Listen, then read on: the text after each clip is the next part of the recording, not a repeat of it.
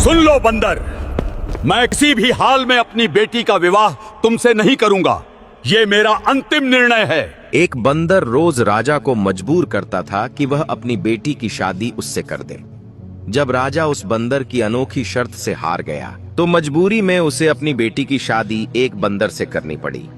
बंदर बारात लेकर आया और राजकुमारी को साथ लेकर अपने घर ले गया। फिर बंदर राजकुमारी के कमरे में गया और वहां ऐसा कुछ किया कि राजकुमारी की चीख निकल गई। तो चलिए कहानी शुरू करते हैं। बहुत प्राचीन काल की बात है। एक छोटे से स्वतंत्र राज्य वैभवपुरी में एक वृद्ध विधवा रहती थी। उसका नाम था सुभद्रा। समय ने उसके चेहरे पर झुर्रियों की लकीरें खींच दी थीं। कंधे थोड़े झुक गए थे, पर आंखों में एक अदम्य जीवन ज्योति अभी भी टिमटिमा रही थी। जीवन साथी का साया बहुत पहले ही उठ चुका था और ईश्वर ने संतान का सुख नहीं दिया था। अपने एकांत जीवन में वह जंगल से लकड़ियां एकत्र करती, उन्हें बांधकर गठरी बनाती और नगर के बाजार में बेचकर अपना गुजारा चलाती थी। उसकी कुटिया नगर के बाहरी छोर पर एक पुराने बरगद के पेड़ के पास थी, जिसकी दीवारें मिट्टी की थीं और छप्पर घास फूस का। एक शरद ऋतु की धूप भरी दोपहर थी। सुभद्रा हमेशा की तरह कालिदास वन में लकड़ियां चुन रही थी। सूरज की किरणें पेड़ों की घनी पत्तियों के बीच से छनकर जमीन पर नृत्य कर रही थीं।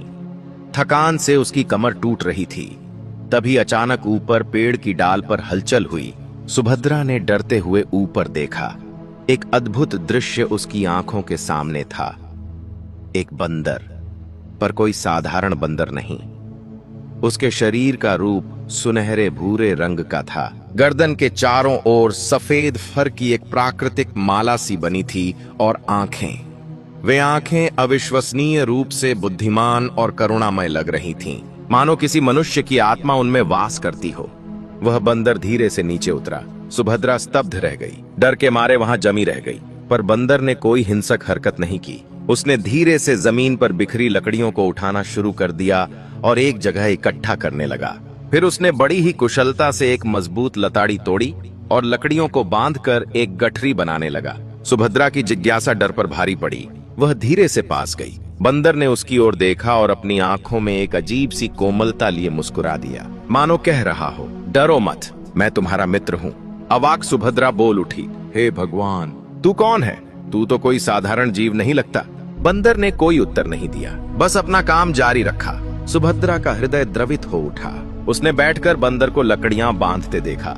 अचानक उसके मुंह से निकल पड़ा, बेटा, तू कितना अच्छा है, मेरी इतनी मदद कर रहा है। काश मेरा भी अपना कोई पुत्र होता, तो मुझे बुढ़ापे में यह दर-दर की ठोकरें न खानी पड़ती, यह जीवन का बोझ अकेले न उठाना पड़ता। यह सुनते ही बंदर ने काम रोक दिया। उसने सुभद्रा की ओर देखा। उसकी चमकदार आंखें अचानक नम हो गईं। उसने धीरे से अपना हाथ बढ़ाया और सुभद्रा के झुर्रियों भरे हाथ को छुआ। फिर अपने सीने पर हाथ रखकर और सुभद्रा की ओर इशारा करके बोला, कुकुकू, मानो वह कह रहा हो, मैं तुम्हारा बेटा बन सकता हूँ। सुभद्रा की आंखों से आंसू की 2 बूंदें गिर पड़ीं। उसने बंदर के सिर को सहलाया। अरे मूर्ख, तू तो जानवर है, मैं मनुष्य हूँ, पर तेरे इस प्यार के लिए धन्यवाद। गठरी तैयार थी। सुभद्रा ने उसे उठाने का प्रयास किया, पर वह भारी लग रही थी। बंदर ने तुरंत समझ लिया। उसने गठरी को अपने कंधे पर उठा लिया और सुभद्रा की ओर देखकर सिर हिलाया, मानो कह रहा हो, चलो, मैं तुम्हारे घर तक छोड़ आता हूँ। रास्ते भर सुभद्रा के मन में अनेक विचार घूम रहे थे। यह बंदर इतना बुद्धिमान, इतना सहायक क्यों है? क्या यह कोई देवदूत है या फिर कोई शापित प्राणी? घर पहुंचकर बंदर ने गठरी धीरे से उतारी। सुभद्रा ने कहा, बहुत बहुत धन्यवाद बेटा, अब तू जा। तेरी इस मदद के लिए ईश्वर तुझे सुखी रखे। पर बंदर नहीं गया। वह कुटिया के द्वार पर बैठ गया और सुभद्रा की ओर ऐसे देखने लगा मानो कुछ कहना चाहता हो। सुभद्रा ने अंदर जाकर थोड़ा पानी पिया और लौटी तो बंदर वहीं था। उसने फिर से प्रयास किया, जाओ बेटा, तेरे जंगल के साथी तुझे ढूंढ रहे होंगे। तभी बंदर ने एक अद्भुत कृत्य किया। वह सीधा खड़ा हुआ, दोनों हाथ जोड़कर सुभद्रा के सामने नतमस्तक हो गया।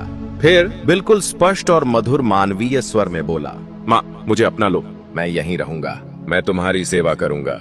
मेरा कोई नहीं है, तुम्हारा भी कोई नहीं है, हम एक दूसरे के हो जाएं। सुभद्रा स्तब्ध रह गई। उसका शरीर सिहर उठा।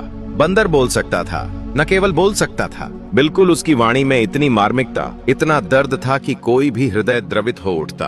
आंसू उसकी आंखों से बह निकले। उसने बिना कुछ सोचे समझे आगे बढ़कर बंदर को गले लगा लिया। हाँ बेटा, हाँ, तू अब मेरा ही है, मैं तेरी माँ हूँ। उस दिन से बंदर, जिसे सुभद्रा ने सोनू नाम दिया, उसकी कुटिया में रहने लगा। और सचमुच वह कोई साधारण बंदर नहीं था। वह सुभद्रा के सारे कामों में हाथ बंटाता। जब वह थक कर लौटती तो वह उसके पैर दबाता, पानी का घड़ा भर लाता, भोजन बनाते समय चूल्हे में आग जलाता, रात को सुभद्रा के पैरों के पास सिर रखकर सो जाता। धीरे धीरे सुभद्रा के एकांत जीवन में खुशियों की रोशनी फैलने लगी। 1 वर्ष बीत गया। सोनू और सुभद्रा के बीच एक गहरा अटूट बंधन बन चुका था। एक दिन संध्या के समय दोनों कुटिया के सामने बैठे चांदनी का आनंद ले रहे थे। तभी सोनू बोला, माँ, मैं एक बात कहना चाहता हूँ, पर डरता हूँ कि कहीं तुम नाराज न हो जाओ। सुभद्रा मुस्कुराई। कहना बेटा, तू मुझसे कुछ भी कह सकता है। सोनू ने गहरी सांस ली। माँ, मैं इस राज्य के महाराज वीरवर सिंह की इकलौती पुत्री राजकुमारी मृणालिनी से विवाह करना चाहता हूँ। सुभद्रा का मुंह खुला का खुला रह गया। क्षण भर के लिए उसे लगा कि उसके कानों ने सही सुना है या कोई भ्रम है। फिर वह ठहाका मारकर हंस पड़ी। अरे मूर्ख बेटे, यह कैसी हंसी की बात करता है? तू बंदर है और वह राजकुमारी, यह तो हो ही नहीं सकता। राजा तो तुझे देखते ही तीर से मार गिराएगा। सोनू का चेहरा गंभीर हो गया। वह सुभद्रा के पैरों पर गिर पड़ा और हाथ जोड़कर बोला, माँ, मैं जानता हूँ यह असंभव लगता है, पर मेरी यही इच्छा है। तुम्हारे चरणों की दया है, केवल एक बार राजा के पास जाकर मेरा प्रस्ताव रख दो। यदि वह मना कर दे तो मैं जीवन भर इसका जिक्र भी नहीं करूंगा। माँ, यह मेरी अंतिम इच्छा है।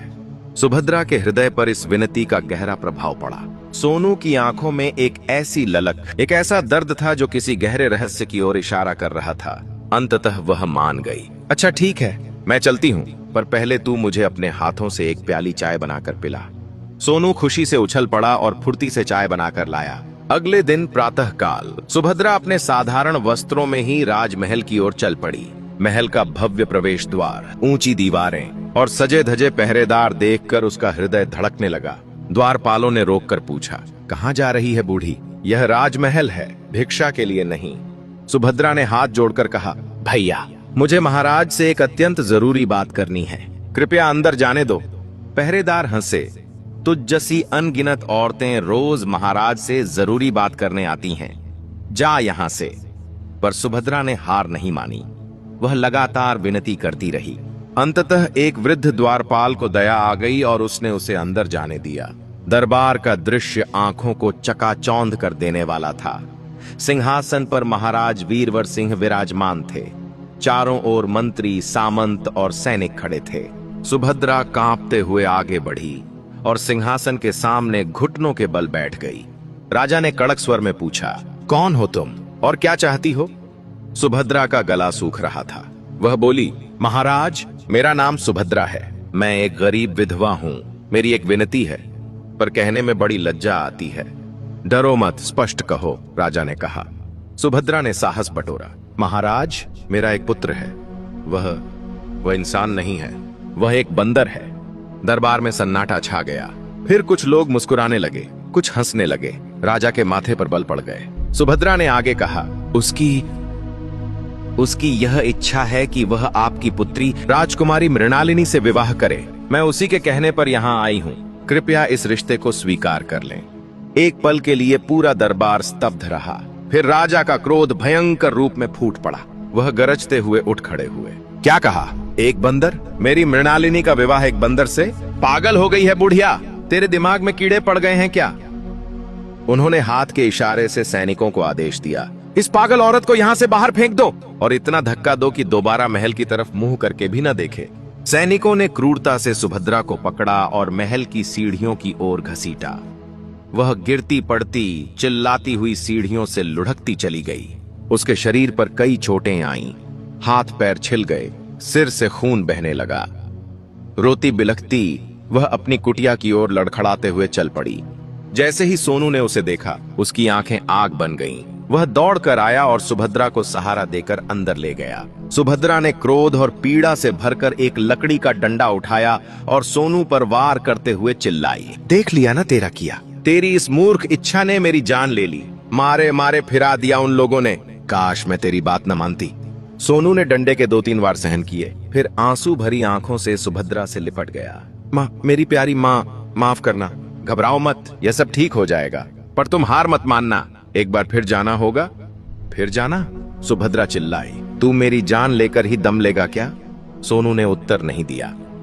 उसने अपने गले से एक चमकदार दिव्य प्रकाश से युक्त मणियों की माला निकाली। माला के मोती नीलम और चांदी से जड़े हुए थे और हल्की स्वर्णिम आभा फैला रहे थे। उसने माला को हाथों में लेकर कुछ अज्ञात मधुर मंत्र पढ़े और फिर सुभद्रा के घावों पर फूंक मारी। एक अद्भुत घटना घटी।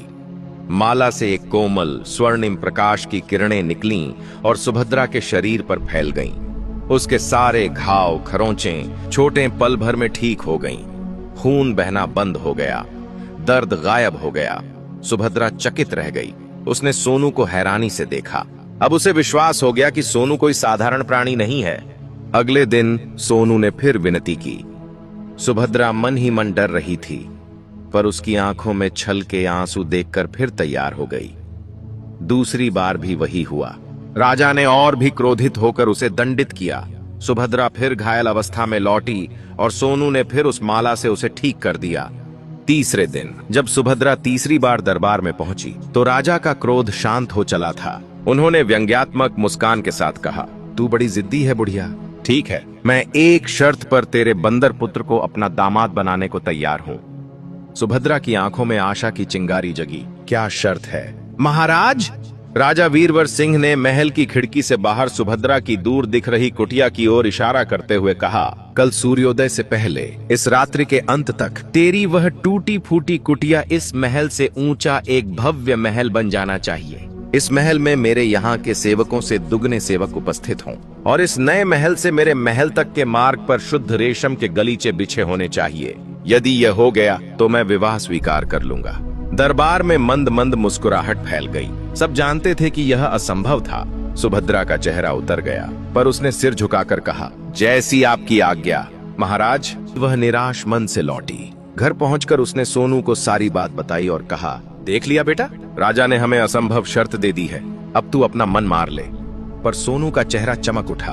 वह बोला, माँ, बस इतनी सी बात? यही तो मैं चाहता था। यह सब कल सुबह तक हो जाएगा, तुम चिंता मत करो। सुभद्रा समझ नहीं पा रही थी।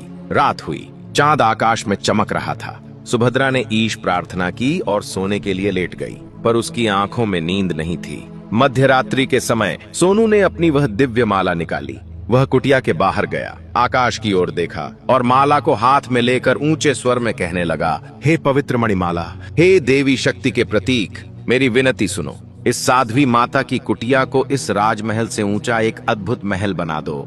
इस महल में 400 सेवक उपस्थित हों और इस महल से राजमहल तक के मार्ग पर लाल रेशम के गलीचे बिछ जाएं। यह कहते ही माला से एक तेज प्रकाश फूटा जो पूरे आंगन में फैल गया।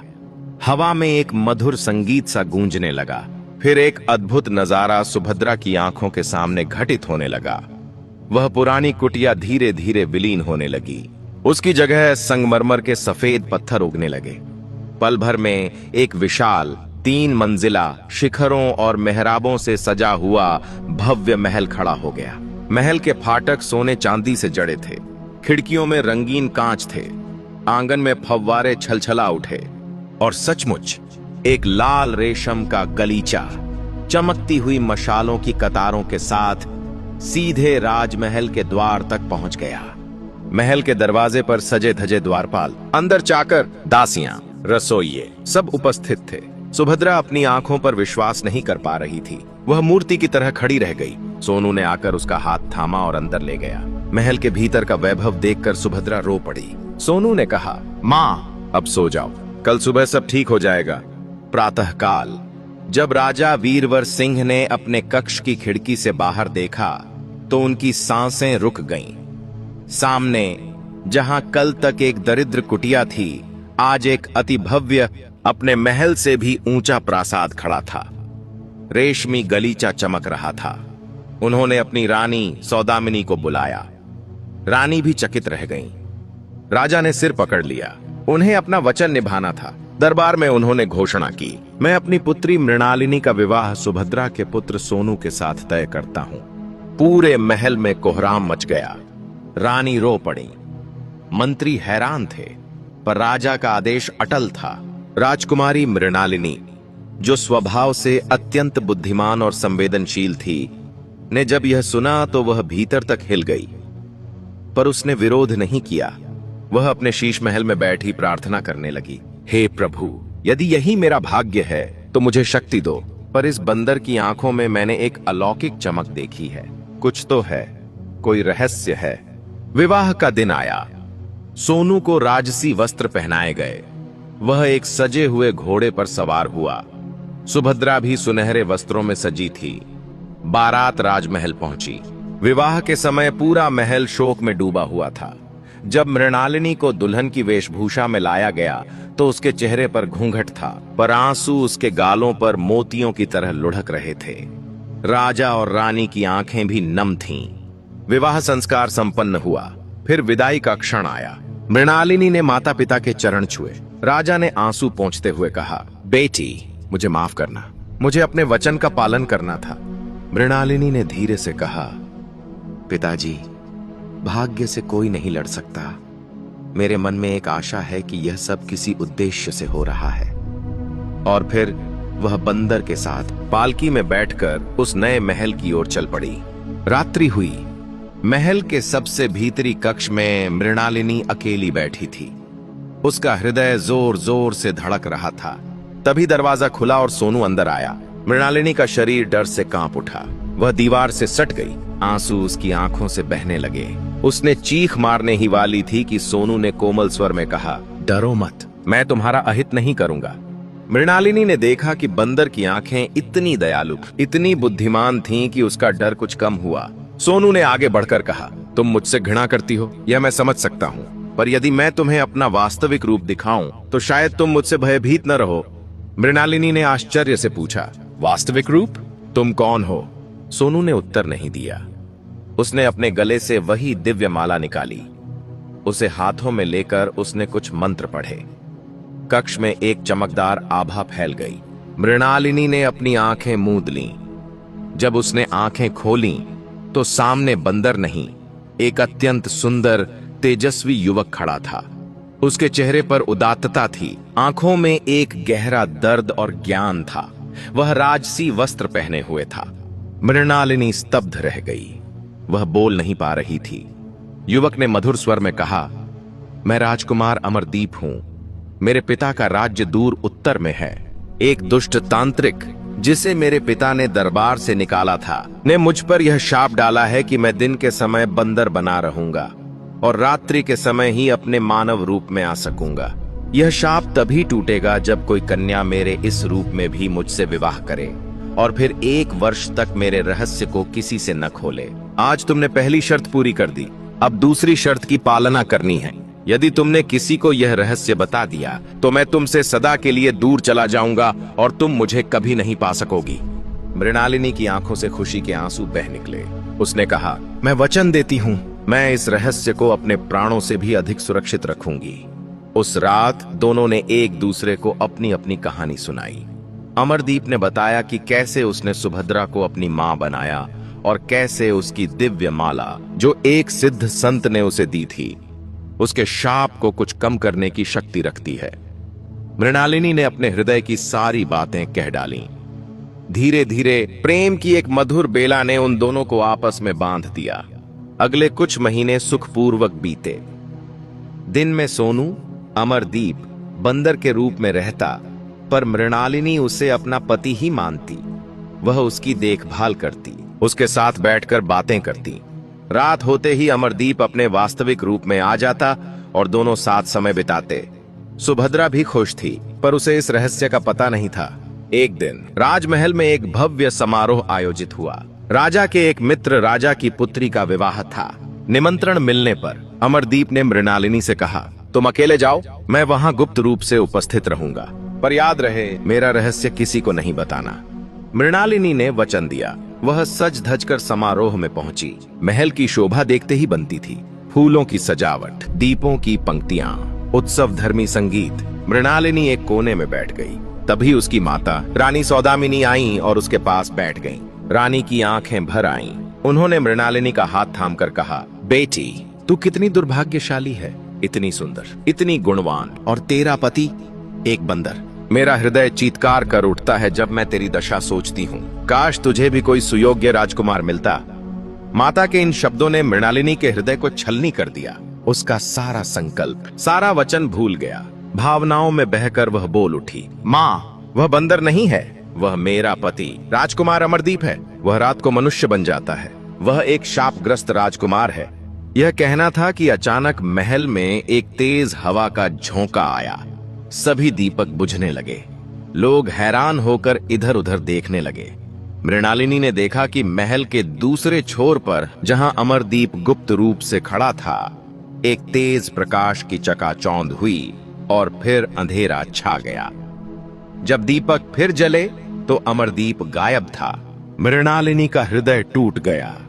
उसे अपनी भयंकर भूल का एहसास हुआ। वह फूट फूट कर रोने लगी। रानी उसे समझाने की कोशिश करने लगी, पर मृणालिनी के कानों में तो केवल अमरदीप की आवाज गूंज रही थी। यदि रहस्य खुल गया तो मैं सदा के लिए चला जाऊंगा। वह तुरंत अपने महल लौट आई और सुभद्रा को सब कुछ बता दिया। सुभद्रा भी दुखी हुई, पर उसने मृणालिनी को सांत्वना दी। अगले दिन मृणालिनी ने अपने पिता से आज्ञा ली और प्रतिज्ञा की कि वह अमरदीप को ढूंढकर ही लौटेगी। उसने सुनहरी लाठी और सुनहरी जूती पहनी और एक अनजान यात्रा पर निकल पड़ी। मृणालिनी का सफर अत्यंत कठिन था। वह पहाड़ियों, नदियों, घने जंगलों और बंजर मरुस्थलों से होकर गुजरी। कई दिनों तक उसे खाने को केवल जंगली फल मिले, पीने को झरने का पानी। उसके वस्त्र फट गए, पैरों में छाले पड़ गए, पर उसने हार नहीं मानी। वह हर गांव, हर झोपड़ी में जाकर पूछती, क्या आपने एक सुंदर राजकुमार अमरदीप को देखा है? कोई उत्तर नहीं मिलता। एक दिन थक हार कर वह एक पेड़ के नीचे बैठ गई और रोने लगी। तब एक वृद्ध साध्वी वहां से गुजरी। उन्होंने मृणालिनी को देखा और पूछा, बेटी, तू इतनी दुखी क्यों है? मृणालिनी ने सारी कहानी कह सुनाई। साध्वी ने दया भाव से कहा, बेटी, तू सीधे पूर्व दिशा में चल। वहां एक नदी है, उसके पार एक पर्वत है। उस पर्वत की गुफा में एक योगी रहते हैं। शायद वे तेरे पति का पता लगा सकें। मृणालिनी ने आशा बांधी और चल पड़ी। कई दिनों के बाद वह उस नदी के किनारे पहुंची। नदी बहुत चौड़ी और उफान पर थी। पार जाना असंभव लग रहा था।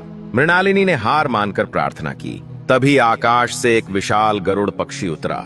वह बोला, मैं उस योगी का मित्र हूँ, तू मेरी पीठ पर बैठ जा, मैं तुझे पार ले चलता हूँ, पर डरना मत। मृणालिनी ने साहस किया और गरुड़ की पीठ पर बैठ गई। गरुड़ ने उसे नदी पार कराकर पर्वत के शिखर पर उतारा। वहां एक छोटी सी कुटिया थी। अंदर एक वृद्ध योगी समाधि में लीन थे। मृणालिनी ने प्रतीक्षा की। जब योगी ने आंखें खोली तो मृणालिनी ने सब वृत्तांत कह सुनाया। योगी ने कहा, बेटी, तेरा पति एक राक्षस के बंदी गृह में है। वह राक्षस, जिसका नाम क्रौंच है, उसने पकड़कर ले गया है। उसकी गुफा इस पर्वत के पार एक घने अंधकारमय जंगल में है। वहां जाना अत्यंत खतरनाक है। मृणालिनी ने हाथ जोड़कर कहा, महाराज, मैं किसी भी खतरे को सहने को तैयार हूं, कृपया मुझे मार्ग दिखाएं। योगी ने दया खाकर कहा, तू इतनी दृढ़ है तो ठीक है, मैं स्वयं तुझे वहां ले चलता हूं। उन्होंने अपना आसन छोड़ा और मृणालिनी को साथ लेकर उड़ चले। कुछ ही देर में वे एक भयानक अंधेरे जंगल में उतरे। वहां एक विशाल गुफा का मुंह था। योगी ने कहा, वह इसी में है, अब मैं जाता हूं, सावधान रहना। और वे अदृश्य हो गए। मृणालिनी ने साहस बटोरा और गुफा में प्रवेश किया। अंदर घना अंधकार था। केवल दूर कहीं मशालों की लौ टिमटिमा रही थी।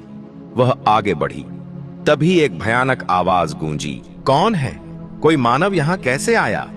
एक विशालकाय 3 आंखों वाला राक्षस सामने आ खड़ा हुआ। उसके हाथ में एक भारी गदा थी।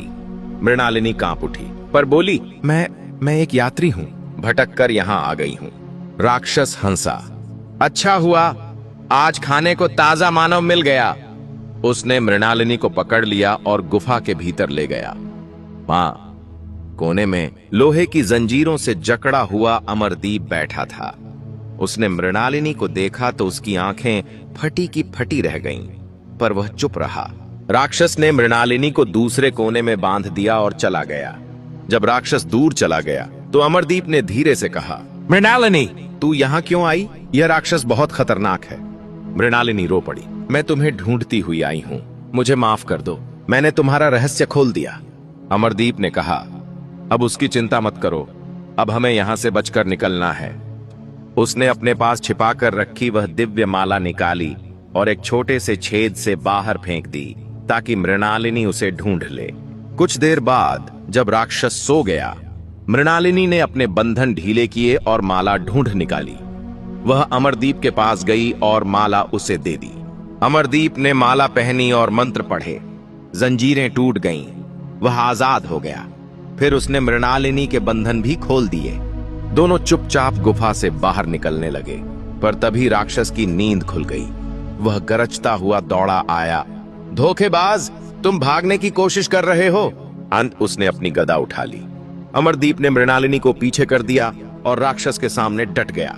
उसने माला से प्रकाश निकालकर राक्षस पर वार किया, पर राक्षस बहुत शक्तिशाली था। वह बोला, तुम मुझे चोट नहीं पहुंचा सकते, मैंने अमरता का वरदान पा रखा है। अमरदीप ने पूछा, तो फिर तेरी मृत्यु कैसे होगी? राक्षस हंसा, मेरी मृत्यु तभी होगी जब कोई मुझे अपने ही महल में आग लगाकर जला देगा, और वह भी तब जब मैं उस महल में अकेला हूं। अमरदीप ने तुरंत एक योजना बनाई। उसने राक्षस से कहा, मैं हार मानता हूं, तू हमें मार डाल, पर एक आखिरी इच्छा पूरी कर। मुझे अपने महल में जाकर अपने पूर्वजों को प्रणाम करने दो, फिर लौटकर मैं तेरे सामने आत्मसमर्पण कर दूंगा। राक्षस सोच में पड़ गया, फिर बोला, ठीक है, पर यदि तू भाग गया तो मैं इस लड़की को खा जाऊंगा। अमरदीप राक्षस के महल गया। वह महल एक पहाड़ी की चोटी पर था। अमरदीप ने महल के चारों ओर सूखी लकड़ियां इकट्ठी की और उनमें आग लगा दी। फिर वह ऊंचे स्वर में बोला, अरे राक्षस क्रौंच, तेरा महल जल रहा है, तू आकर बचा ले। राक्षस ने दूर से धुआं देखा तो वह घबराकर दौड़ा आया। अमरदीप ने छिपकर देखा। जैसे ही राक्षस अकेला महल में घुसा, अमरदीप ने महल के सभी दरवाजे बाहर से बंद कर दिए। आग तेज हो चुकी थी। राक्षस चीखता चिल्लाता रह गया, पर बाहर नहीं निकल सका। कुछ ही देर में वह भस्म हो गया। अमरदीप तुरंत लौटकर गुफा में आया और मृणालिनी को लेकर बाहर निकला। राक्षस के मरते ही अमरदीप पर से शाप का प्रभाव टूट गया। उसका बंदर रूप सदा के लिए विलीन हो गया और वह स्थायी रूप से राजकुमार अमरदीप बन गया। दोनों खुशी खुशी वैभवपुरी लौटे। जब सुभद्रा ने अमरदीप को देखा तो वह रो पड़ी। राजा वीरवर सिंह और रानी सौदामिनी भी अत्यंत प्रसन्न हुए। उन्होंने एक भव्य दरबार लगाया और सबके सामने अमरदीप और मृणालिनी का पुनः विवाह संस्कार किया। अमरदीप ने सुभद्रा को अपनी माता के रूप में सदा के लिए अपने साथ रखा। कुछ समय बाद अमरदीप अपने पिता के राज्य भी गया और उन्हें सब कुछ बताया। उसके पिता ने भी उसे आशीर्वाद दिया। दोस्तों, मुझे उम्मीद है कि इस कहानी से आपको कुछ सीखने को मिला होगा। अगर वीडियो अच्छी लगी हो तो वीडियो को लाइक और कमेंट में जय माता दी अवश्य लिखें। हम आपसे मिलते हैं किसी और नई वीडियो में। तब तक के लिए अपना ख्याल रखना। जय माता दी।